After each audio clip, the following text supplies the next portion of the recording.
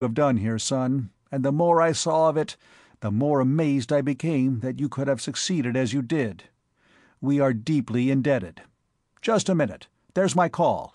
I'm wanted in 15. I'll see you again directly." "Hi, Norm." Stevens further relieved the surcharged atmosphere. "As soon as you and Quince can leave those controls, come over and see us, will you?" "All X, coming up," sounded Brandon's deep and pleasant bass, and the two rescuers, who had tactfully avoided the family reunion, came over and greeted the third of their triumvirate. "Ho, Perce, you look fit." Brandon ran an expert hand over Stevens' arm and shoulder. "Looks as if he might last a round or two, doesn't he, Quince?" "You are looking fine, Steve. Neither of you appear any the worse for your experiences. So, this is Nadia. We have heard of you, Miss Newton." "I believe that, knowing Dad," she replied. "Thanks, both of you, for digging us out. I've heard about you two, and I'm going to kiss you both." Westfall, the silent and reserved, was taken aback, but Brandon met her more than halfway. "All X, Nadia. Payment in full received and hereby acknowledged." He laughed as he allowed her feet to return to the floor. "Even if it was some stout lads from Mars and Venus that did all the work, we'll take the reward, especially since Alcantara and Fidanzo couldn't feel even such a high-voltage salute as that one was. And I can't picture you kissing a Venerian, even if you could get to him. Whenever you get lost again, be sure to let us know, now that you've got our address. If I know Perce at all, you've heard of us till you're sick of it, and us. It's a weakness of his, talking too much." "Why, it's no such began Nadia, but broke off as an aide came up and saluted smartly. "Pardon me, but General Crowninshield requests that Dr. Brandon, Dr. Westfall, and Dr. Stevens join the Council in Lounge 15 as soon as convenient." He saluted again and turned away. "Yes, that's right, folks. We've got to take a lot of steps, fast. See you later." And Brandon, taking each of the other two by an arm, marched them away toward the designated assembly room. There, already seated at a long table, were Kazov, King, and Breckenridge, all fully recovered, engaged in earnest conversation with Newton and Crowninshield. Alcantara and Fidanzo, the Martian scientists, were listening intently, as were the two Venerians, Dol-Kinor and Pyraz-Amunar. The eyes of the three newcomers, however, did not linger upon the group at the table, but were irresistibly drawn to one corner of the room, where 6 creatures lay in the heaviest manacles afforded by the stores of the Interplanetary Police.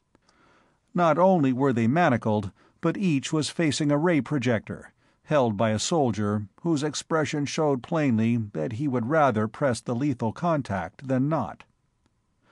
"Oh, those the things we're fighting?" Brandon stopped at the threshold and stared intently at the captive Hexans.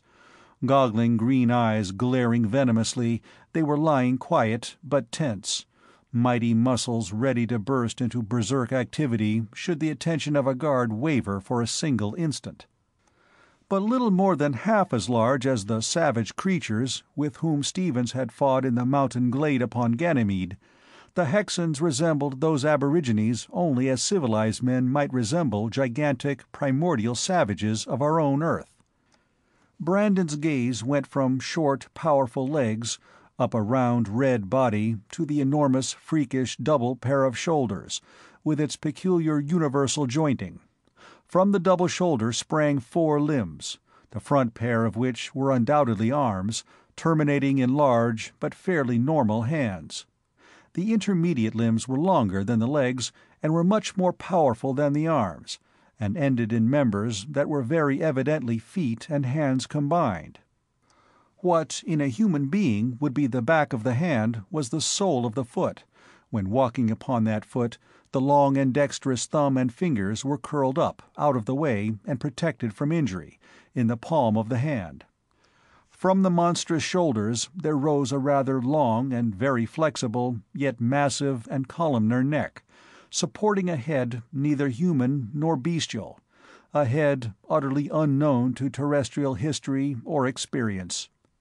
The massive cranium bespoke a highly developed and intelligent brain, as did the three large and expressive, peculiar, triangular eyes. The three sensitive ears were very long, erect, and sharply pointed. Each was set immediately above an eye, one upon each side of the head and one in front.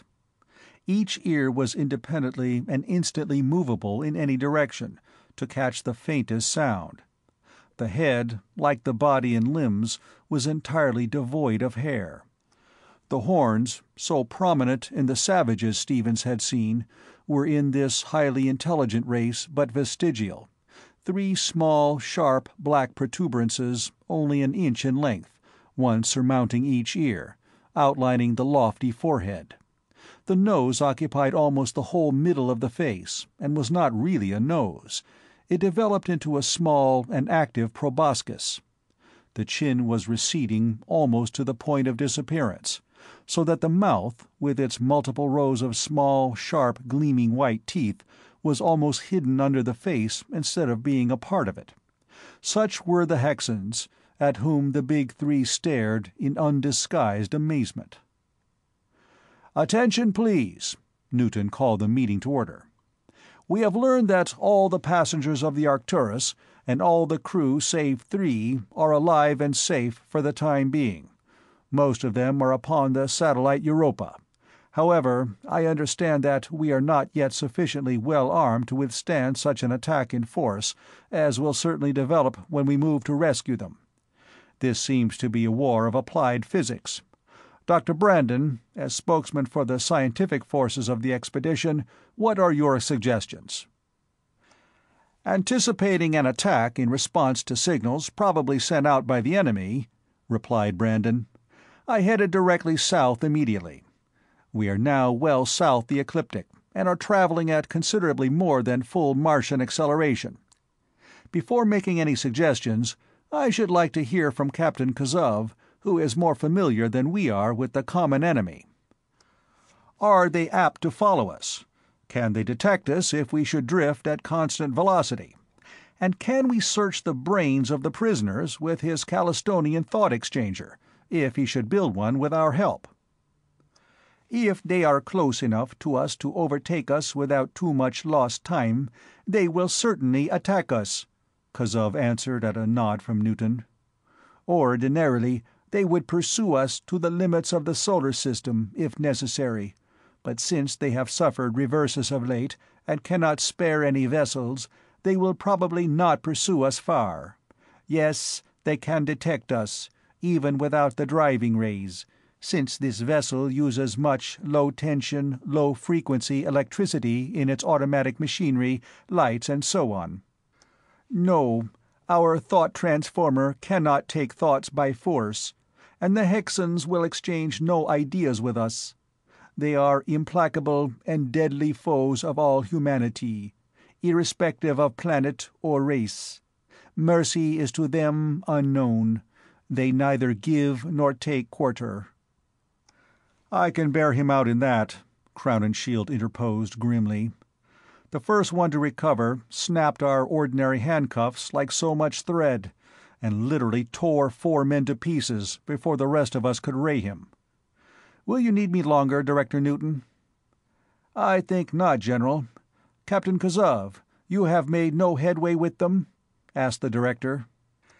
"None whatever, as I foretold. They understand me thoroughly, since 2 of them speak my own tongue, but nothing that they have said can ever be repeated here. I knew from the first that all such attempts would be fruitless, but I have tried, and failed. I suggest what I suggested at first. Put them to death, here and now, as they lie there, for most assuredly they will in some way contrive to take toll of lives of your own humanity if you allow them to live." "You may be right," said Newton, "but neither the General nor myself can give the order for their death, since interplanetary law does not countenance such summary action. However, the guards are fully warned of the peril, and will ray every prisoner at the first sign of unruliness. General Crowninshield, you may remove